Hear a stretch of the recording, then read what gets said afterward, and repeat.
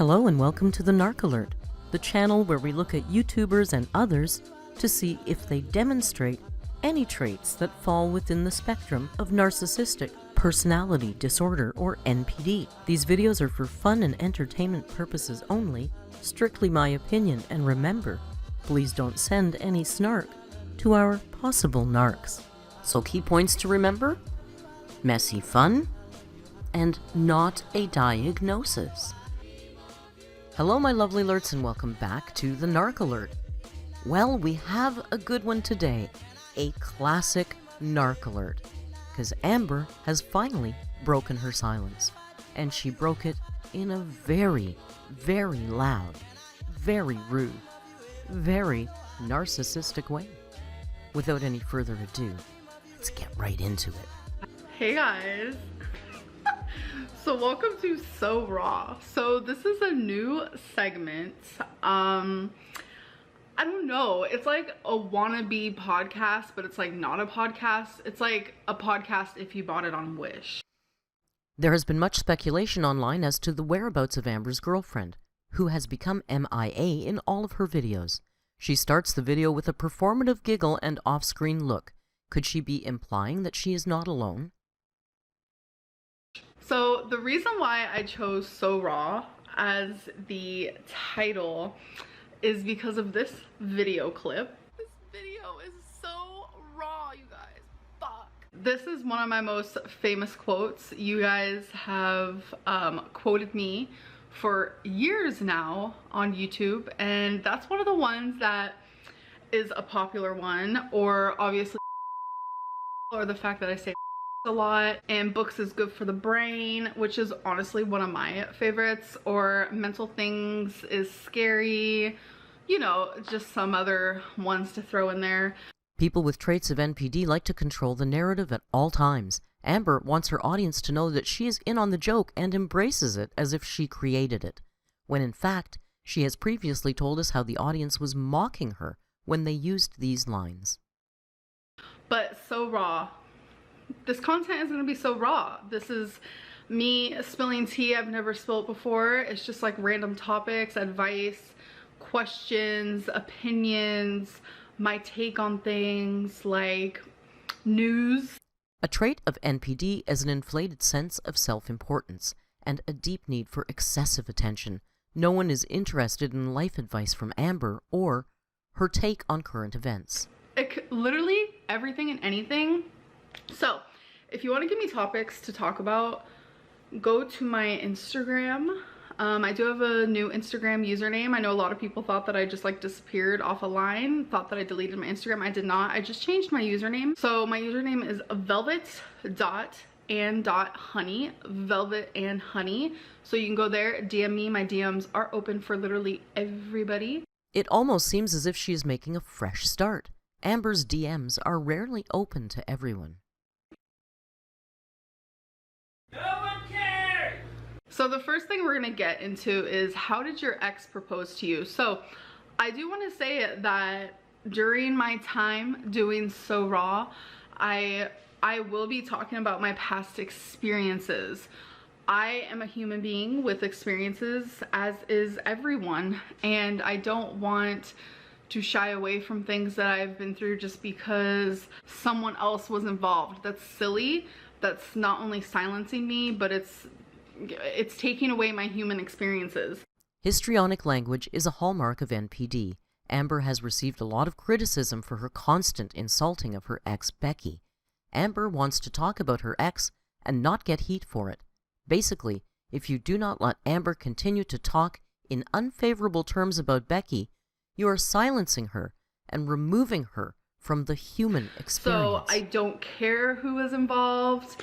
I'm not shading anyone. I'm just talking about an experience where I was engaged. I've actually been engaged twice. The first time was when I was 17. So I don't even know if that really counts. We could maybe talk about that some other time. Just about almost 2 years ago, I was engaged, and I kind of want to share how I got proposed to, because it's rather unique, if you will. When Amber and Becky got engaged, Amber refused to tell anyone the engagement story and said it was something to remain between the two of them. Why the need to indulge now? It's almost like the narcissist's pathological need to discredit anyone who bests them in any way. Becky ending it made Amber look bad, and it requires months of discrediting to get even. So everyone has dreams of how they want their partner to propose to them. I know I do. I'm very vocal about it as well. I feel like if you have a certain dream, or if you have like a certain ring that you want, or a way that you want to be proposed to, let your partner know. For many people, an engagement is a romantic surprise. The proposal itself can be a grand romantic gesture.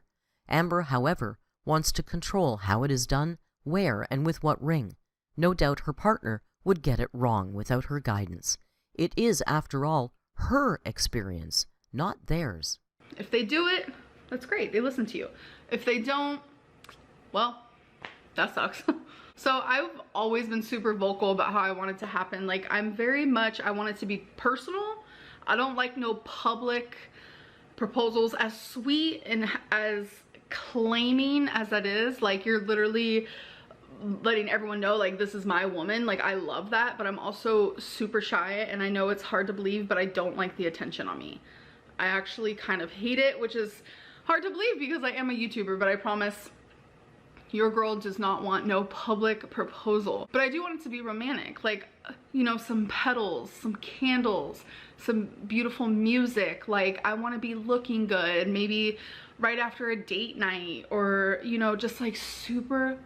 Amber is setting up her proposal story by telling us how she was not shy in telling Becky exactly how she wanted it to be done.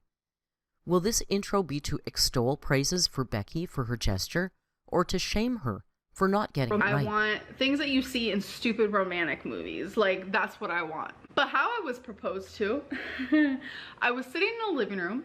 It was about 2 a.m. and I was in a muumuu. Don't think I showered that day. Can't tell you what I was doing. Probably binge watching some YouTube. Who knows? And I remember it being January 13th because my partner thought that she wanted to change that day for me. On January 13th, ironically enough, it was actually Friday the 13th, Destiny broke up with me. That's a day that I got broken up on, like where my heart broke. So she wanted to change that day for me into something special, which I get where your mind frame's at. It's a good mind frame, but it's also kind of weird all in the same. Your heart was in the good place, but it was in a place that I don't know. I don't know, it was just weird, okay? So I'm in my muumuu, not showered, hair greasy as per usual. And all of a sudden, like, she comes out, like, she's also in her pajamas, like, just living her best life. We both got the greasy hair, just living our actual separate lives in the same home. More stage setting from Amber. She was dirty, greasy, and in her pajamas. Absolutely not how she had dreamed of this moment. And it was on the wrong day. To be fair, Becky had few opportunities when Amber was clean and dressed that year. I don't know. There was definitely a disconnect, especially when she walked out of the bedroom with something in her hand, and it was like this clear box, and it was small, and I could tell something was in it, and she just sat down across from me and handed it to me, and I looked at it. This whole story is to discredit Becky. She mentions they were living separate lives under one roof. She says there was a disconnect. If this was true, why would Becky propose and Amber agree to it? You guys, this is embarrassing, but it's like an actual true situation type deal. It was a tiny pink vibrator with a engagement ring wrapped around it. Like, it was like, say this is the vibrator, it was like on it, like that. And she looked at me and said, "Will you have sex with me for the rest of my life?" And I said yes. There are only two people who know if this story is true or not. It seems unlikely. Becky was the more reserved partner in Amber's history. Destiny and Wifey seemed to bring out her sexuality. Becky was always more reserved and never talked about sex, and they admitted to having no sex life. We hadn't had sex. We had sex one time in the last like 3 years. So it was a definite, I don't know, it was very like disconnected. I don't know, but that's how it was proposed to. I know a lot of people have been asking about that. I thought I shared it before. I thought we actually both shared it before in like a past live stream. I'm engaged, so that is an actual situation. I am shook to the core. It was so special, and it was totally Becky the way she asked me. We're keeping that private for now. Oh my god, I love her so much. But maybe not. And I know not everyone sat through those live streams because that was like a whole different era that was like super boring, but the question is answered. And I will say, everything comes from a good heart. I like to believe that. But just because something comes from a good heart doesn't mean it's not awkward.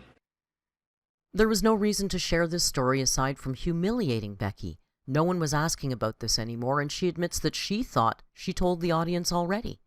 And she wraps it up by saying basically it was nice, but just not good enough for her. Okay, so here we have an advice column asking AMBERLYNN, you know, advice with AMBERLYNN, because I have all the advice. I am very much the type of person, do as I say, not as I do. In true narcissistic fashion, this woman, who has so very little life experience, is going to sit on camera and tell others how to live. What does she think qualifies her to give advice on anything when she has barely lived a life? The advice that someone needs from me: I'm talking to my teacher on Snapchat. Technically, it's my professor. I had this professor last year and we were flirty then, and I thought that was it. Until I found out I had them again this semester, and we picked things right back up. This time on Snapchat. I'm 21 and she's 45. Sure, it's unethical, and I didn't find anything too wrong with it until I found out she's married. Help. Y'all. This reads like one of AMBERLYNN's trashy lesbian young adult novels, and if it is true, she has no experience with anything like this to give advice. We all have opinions. That doesn't make you a great source of advice. Y'all. Okay, let's just digest this. You might think they're fine wine, but they deserve prison time. Okay, not really. So I have been asked a lot to talk about my foster care experience, and honestly, I have tried so hard to like do whole videos dedicated to that, but it would take a lifetime. A lot happened during my whole foster care era. Generally speaking, when a narcissist has a good story to tell, they will tell you many times, exaggerating details and using more and more histrionic language. Amber hints often about a big story about her foster care. Foster care cannot be easy for any child, of course. I wonder, however, if there is little story to tell.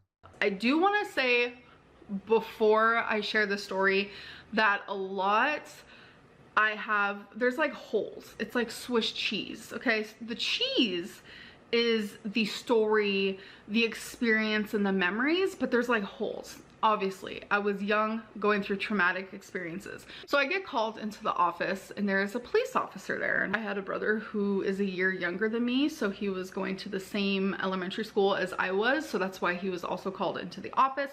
But we were put in the cop car, and next I know, we have my little brother. So we're in the cop car, and next thing you know, we come to this like huge house. My baby brother's getting taken.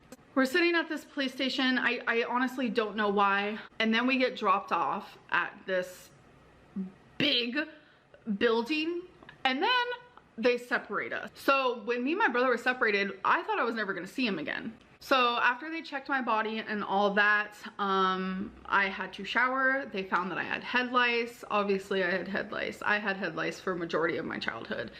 You know, took the shower. They did the head lice treatment. It was actually dinner time by that point, and that's when I got to meet all of the other kids, and I think that's where we're gonna end it there. No one wishes a bad childhood on anyone, and Amber having to grow up in foster care is unfortunate, absolutely. That said, this sounds like a fairly typical experience. Unfortunate, yes, but not atypical. So next segment is random fact of the day. I personally love random facts. I have this cute little book. It is true facts that sound like bullshit. So the next one is kangaroos perform adoptions. Amber bought this book to ask and answer questions with Wifey so that Wifey could be part of the video without showing her face. Now she is reading the questions alone. Where is Wifey? Okay, you guys, we can't have a So Raw wannabe podcast from wish.com without some rumors. Well, there you have it. Amber is the queen of clickbait. I swear she only included that proposal story so she could title her video about a proposal, knowing full well everyone would think it's Wifey. And where the heck is Wifey anyway? I think she's gone. What do you think? I guess we'll have to wait and see. Thank you so much for joining me again. If you liked this video, you might want to check out this video right here. It's just more Amber talking about Amber. And you know we can't get enough. Thank you so much. Don't forget to click like if you liked the video and subscribe or pick up a channel membership. I'd love it and it would make Rio so very happy. Until we meet again, please be kind and hasta luego.